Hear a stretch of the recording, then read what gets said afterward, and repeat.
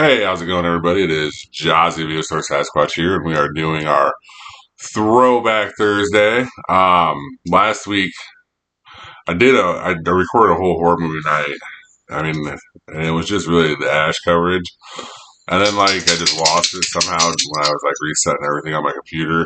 So tomorrow we'll just restart with the Ash, but I also have two brand new horror movies, Insidious included in that, and Pinocchio. So that will be our horror movie to show tomorrow. This one is we still have two new movies here for you, and I told you that we would do some Steven Seagal, so I found some Steven Seagal movies. I kind of did every layer Steven Seagal, first Steven Seagal, hot Steven Seagal, right? He's in the middle of his hot period, and then the final decline of him before Exit Wounds. So that, and then we have a couple more movies too. So this is a couple, this is 6 movies we're covering today, so it's a lot. So we'll start here with Mutiny, directed by Jean-Francois Richet, starring Jason Statham, Chanel Killar, Roman Tikkaram. After his billionaire industrialist boss is murdered in front of him, Cole Reed is set to take the fall for the crime, leaving him on the run as he works to uncover an international conspiracy. Jason Wong is also in this. Simon Cluth and Annabelle Willis, I believe, is the FBI agent. I can't remember because it's just so hard to look these up at IMDb because they don't have them by order anymore. They just kind of have them randomized or by popularity or something sometimes. So it is hard to see. This came out August 21st, so over the weekend. This weekend it had a $7 million weekend. It was a pretty decent movie, honestly. It's kind of like Die Hard, but on a boat and with Jason Statham. It's not it's just a Jason Statham movie on a boat, like a big boat, not like a Speed where it was on, not like Speed or Under Siege where it was on a tourist boat, but this is a big barge type boat, the industrial shipping and stuff like this. So it was just a huge boat, and that was kind of cool. It was a quick movie. It was only an hour and 25 minutes, I feel like, and it went by quick. It They had all the action in it. Jason Statham, I mean, even 50 now, he's still kind of kicking ass, doing good. He's one of the smaller guys too, so it kind of helps with that. But yeah, it is definitely worth watching. And whenever it comes out on streaming, they kind of also, I was going to say, they had a leak. Honestly, I watched this because they had the leak on Prime for whatever reason. It just kind of popped up, and I just kind of popped up and watched it at the same time. So yeah, I did not go to theaters for this one, I'll be honest, but that is this movie. So I bet that kind of hurt the bottom line too. I think that a lot of people will end up seeing this movie though, because it seems like just everyone watched Jason Statham movies. He always makes a bunch of money, or at least the money back and then some. So look forward to that on streaming if you're not going to see it in theaters. I bet it has a very limited release, especially after the leak. So that is Mutiny, directed by Jean-Francois Richet. The next one we're going to talk about came out last weekend. The End of Oak Street, directed by David Robert Mitchell, starring Anne Hathaway, Ewan McGregor, and P.J. Byrne. The Pat family bands together to navigate their new surroundings after a cosmic event transports their suburban neighborhood to some place unknown. Like I said, it came out last week, August 14th, 2026, had a budget 85 and opening at 21, and so far has made 87, so it's already got its budget back. This movie's good. I mean, J.J. Abrams produced it. It has really cool dinosaurs. They add the feathers now in, so now we just have to accept that dinosaurs have feathers. And it's not like they full more birded them though. They kind of did it for even it kind of looks even a little more terrifying with the feathers than without the feathers. I thought that was pretty cool. With I like the fish out of water sequence that got them into where they were. There's a lot of good things about it. It's a simple movie, hour and a half. A lot of cool science fiction in here. Thought the ending was a little weird. I might have to look up an explanation for the ending. To be honest with you, just to see if it kind of coincides with what I think it meant. But we won't get into that here for the spoiler. Yeah, I definitely suggest this movie. This movie is The End of Oak Street, directed by David Robert Mitchell. And now we'll start our Steven Seagal part of this here. We got three movies for you. Like I said, just kind of the front end of it, the middle part, and then the end here of like it's just big run from 87, I think, 97. He had a pretty good 10-year run there. The first one we're going to talk about here is Above the Law, directed by Andrew Davis, starring Steven Seagal, Pam Grier, and Henry Silva, a former Special Operations Vietnam vet, worked as a Chicago cop and uncovered CIA wrongdoing. April 26, 1988, had a budget of $7.5 million, an opening of 2, and a gross of 18. So right there from the start, he did what every studio wants, about 3 times your budget back. I'm sure in the 80s that's even more impressive, especially this time period, because they're just not spreading huge amounts of money on advertising and stuff like they would today, with social media and other stuff they do. Okay, Steven Seagal is like Nickelback, maybe. I'm trying to think of Nickelback or trying to like think of like bands that are just kind of popular and no one. Nickelback, Creed. I'd say closer to Creed, really, because just this kind of polarization that you get from this guy. But whatever movie, he's the same guy, Steven Seagal, and Steven Seagal in this movie had to go through the town, the like downtown's area of Chicago, usually the Asian part, and then kick ass, and then uses a little thing every now and then. The driver, heard that the story of this is that the director um, realized that the style of his martial arts only worked for like 2 seconds on film.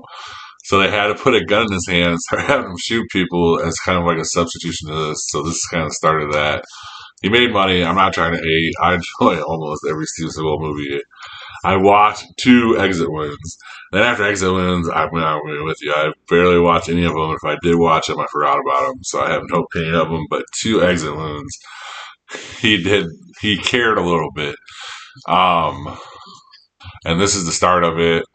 I heard also that the producer, or maybe even the director, Andrew Davis, in this is like, I can make this dude a star, and that's just kind of how we got Steven Seagal. So that's kind of introducing here into Steven Seagal. I mean, I don't know how much of the movies we want to review. If we want to review it, it's the same thing. He falls in love with a girl too young. I believe this one's Pam Grier for him. Very awkward dialogue, and then boom, action sequence, and then boom, big finale with not only guns but karate. So that's Above the Law. So let's talk about here Out for Justice, directed by John Flynn, starring Steven Seagal, William Forsythe, Jerry Orbach. With his partner executed in broad daylight by a psychotic mafia enforcer, a veteran Brooklyn officer vows revenge, but is this unstoppable detective prepared to face the truth and pay the price of blood? April 12th, 1999. So as we're kind of doing this, let's kind of go with like more fun Steven Seagal facts. A lot of what they say is like the producing and the money behind these movies are all mobster movies. So, um, so it's kind of funny that they're kind of doing a psychotic mafia enforcer here. I'm sure that the mobsters that put their money in it really kind of enjoyed that. I'm sure they had a great sense of humor, especially in the 91 here. April 2nd, April 12th, 1991, had a budget of 14, open at 10, and gross, and boom. And another thing is like the mafia's involved with this, and all the movies that he does is like 3 times of what, or almost 3 times of what it is. So it's kind of interesting how he constantly makes the same amount of money, and everyone that's involved with him. But this is another one of those. Gina Gershon's The Girl Is Too Young. Awkward dialogues throughout it. Karate scene. Steven Seagal says something smart alecky to everybody. Some taekwondo or whatever his fucking martial art is, and then some shooting. Boom, Out for Justice. This is where we do veer off a little bit different here, though. Fire Down Below, directed by Felix Enrique Alcala, starring Steven Seagal, Chris Christopherson, Marg Helgenberger. That's The Girl That's Too Young. The federal agent uncovers a lucrative toxic waste dumps in Appalachia and must deal with the locals who want to keep their gold mine secret. It came out September 5th, 1997, so this is later in the year, so they didn't do the Steven Seagal method here. Had a budget of 60, so I had way too much money involved with it. An opening of 6, and it grosses 16. And this is kind of where everything kind of falls off for Steven because poor guy here. Um, he's at the end of his run. He just had his last movie, which he directed, bomb so bad that he had to make this movie and try to make up for it. He never gets the 3 times the budget back again in his movies. The, this is the opposite. He does a little taekwondo. There's not much shooting that he does, but a couple of shooting. A lot of the bad guys kind of either go their own way and die and do this because at this point in time he's also a Buddhist monk and he can't be violent towards people. So as this is happening in this movie here, you kind of see the transition of him trying to like veer people off, and then the chaos around him is just there, and then he's there, and then it's just Steven Seagal, and he hits on twins at one point in time in the beginning of the movie. And it's just awful. And that is Fire Down Below, directed by Felix Enriquez and Alcala. I'm sorry, that was that. This dude, it amazes me that he made as many movies as he did and had so much influence like he did, and people take him serious like they do. And it's just a joke, and all the movies are a joke of his joke. So it doesn't make any sense to me. But that's the Steven Seagal part of it. I hope we had fun. The next part here is our Marvel part. And we will be talking about the X-Men Apocalypse, directed by Bryan Singer, starring James McAvoy, Michael Fassbender, and Jennifer Lawrence. In the 1980s, the X-Men must defeat an ancient, all-powerful mutant in Saba Noir, who intend to thrive by bringing their destruction to the world.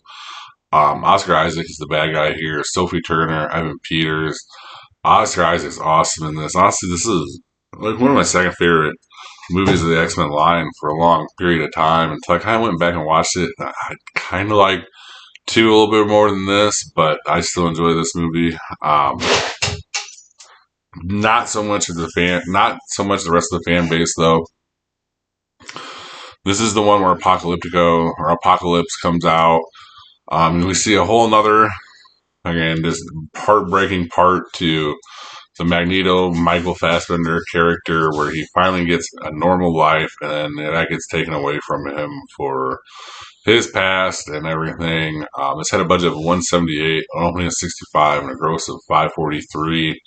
I like this movie a lot more than I think people do. I think it's one of those movies that you gotta go back on and watch, and it kind of gets slept on, to be honest with you. I think maybe a little bit of this was like every 2 years they're coming out with a new X-Men, and like every other thing is happening behind it with the Marvel and stuff like this. So I think a little bit of fatigue here in 2016 with, especially because this would have been around the time of Endgame. So, or not Endgame, but Infinity Wars. So that is something to take in mind there too. But I think this has just had the same good quality. I think that it's a really good movie, especially in the X-Men line. So if you have not seen that, I do suggest to go see that. It's X-Men Apocalypse, directed by Bryan Singer. The next one we're going to talk about here is X-Men Dark Phoenix, directed by Simon Kinberg, starring James McAvoy, Michael Fassbender, Jennifer Lawrence. Jean Grey begins to develop incredible powers that corrupt and turn her into the Dark Phoenix, causing the X-Men to have to decide if her life is worth more than all humanity. June 7th of 2019, a budget of $200 million, an opening of 32 and a gross of 352 in 2019. It's not good, but it's pretty early still. I believe it was still more late before everything kind of locked down. This movie just didn't have the fanfare of it. Honestly, this movie, even going back and watching it, it's kind of hard to watch. They brought in Jessica Chastain. I don't think she was as good as quality of bad guy that they thought that she was going to be, as well as Sophie Turner. I thought was a good Jean Grey. This one the story just fell flat for whatever reason, and it's kind of a mix up of the early Fantastic Four too, and I think that kind of hurt it too because people kind of recognized that right away and didn't like that aspect of it. But that is my opinion on that. Honestly, if you're going to go back and watch them all, you might as well watch it, but I think that this is the one that you kind of forget about. I think they did a better job the first attempt that they did it with X-Men 3 than they did here in Dark Phoenix, but again, it's my opinion. But we're getting to the nitty gritty here. That is X-Men Dark Phoenix, directed by Simon Kinberg. We're getting to the nitty gritty. I think we're going to save the full Marvel Cinematic Universe for after we cover everything. So we're going to go into the Spider-Verse here. And then to preview that is Venom, directed by Ruben Fleischer, starring Tom Hardy, Michelle Williams, Riz Ahmed. A failed reporter is bonded to an alien entity, one of many symbiotes who have invaded Earth, but the being takes to liking Earth and decides to protect it. Reed Scott is in this. Jenny Slate, who is one honestly really funny from Parks and Rec, and this is someone you always get a shout out when she's in it. Woody Harrelson, it's came out October 5th, 2018, at a budget of 100, opening at 80, it almost made $1 billion with a gross of $856 million total worldwide. This movie's good, and honestly, Tom Hardy as kind of like a double dual character, like a Dr. Jekyll and Mr. Hyde kind of works, and him talking to himself also works. Um, Honestly, I thought all three Venoms were pretty well done. I would have been excited to see what they would have did, maybe like an Andrew Garfield attachment to this, but yeah, I don't need it. Honestly, Tom Hardy really kind of holds it through. Um, it's entertaining, it's action packed, and it's kind of dark and twisted at the same time.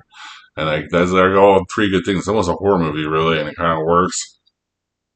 This is the last stop before the Marvel Cinematic Universe, really, and they kind of attached it to that because they attached what's his face coming out, Michael Keaton coming out of it in the one, but that's later on in this. But yeah, I do really enjoy this movie. I think that if you have not seen it, you should go and see it. With 856 billion worldwide, I think that the people that were going to want to go see it went and saw it and liked it too. So that's something to think about too if you're also going back and watching these movies. And that is Venom, directed by Ruben Fleischer. Then the last thing we're going to talk about here is the box office. Spider-Man: Brand New Day at 39 million, just a juggernaut. U.S. total only, I think altogether it's way over. It's almost to 2 billion now, but it's at 863 million. That's only in U.S. in 4 weeks release. 25.1 million for Insidious, which is the new movie of the week. That's enjoyable right there. I'm sure that they're happy with Insidious, especially with the Odyssey and Spider-Man still selling. And then talking about that, the Odyssey at 19.7, 544.9 million. That's just U.S. money too. That's not worldwide. So that's some big numbers here for this year.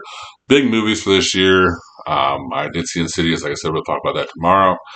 And I saw Pinocchio too, which is pretty badass. So we'll talk about that tomorrow as well. So thank you guys very much for watching. I don't know what the movie is next this week. I should just look that up real quick. Hold on while we're doing this. We're also like and subscribe, guys. And let's see here, coming soon. Theaters, hold on. For the day here. I mean, really, like, brand new. Oh, Coyote versus Acme. I'll definitely go see that. So that'll be fun. That'll definitely be on the show next week. Thank you guys very much for watching, and please have a good rest of your day or night. Thank you for watching. Please like and subscribe. Comment your top movie picks for Throwback Thursday in the comments section. And see you next time in the cave.